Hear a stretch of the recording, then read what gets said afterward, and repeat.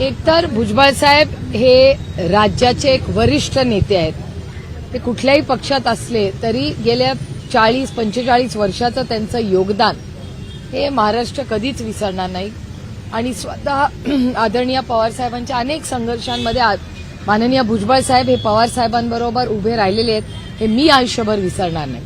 आणि त्यांच्यावर जेव्हा मोठा अन्याय झाला, मला अजूनही तो दिवस आठवतो जेव्हा त्यांना अटक झाली, मग हॉस्पिटलमध्ये चे दिवस असतील, कोर्टातले दिवस असतील, त्या काळात त्यांच्या कुटुंबाचे आणि मी त्यांच्या वेदना, त्यांनी केलेला संघर्ष हा फार जवळून पाहिलेला. अनेक वेळा मीही त्यांच्या कुटुंबाबरोबर कोर्टात गेले, हॉस्पिटलमध्ये असेल किंवा आर्थर रोड जेललाही मी भुजबळ साहेबांना भेटायला गेले होते. त्यामुळे फार संघर्षातून ते कुटुंब आजपर्यंत आलेले आहे. आणि नुसतं त्यांच्या लेकी सुना नाही, त्यांची नातवंडही फार दुःखातून ते कुटुंब गेलेलं आहे.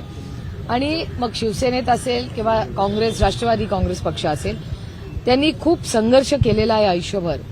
आणि मला आठवतं की बेळगावचा जेव्हा जी लढाई होती तेव्हा ज्या पद्धतीने त्यांच्यावरही अन्याय झाला, त्यांना अटकही झाली, तेव्हा एक लढवय्या नेता म्हणून भुजबळ साहेबांकडे आपण सगळ्यांनीच देशांनी राज्यांनी पाहिलेलं आहे. त्यांनी अनेक वेळा अनेक राज्यांमध्ये जाऊन ही संघटना उभी केलेली आहे. त्यामुळे एक संघटनेतला मोठा नेता म्हणून आम्ही सगळेच भुजबळ साहेबांकडे बघतो.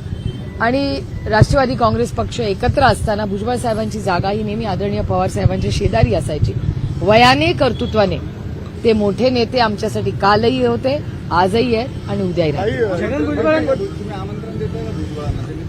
आमंत्रणाचा विषयच नाही.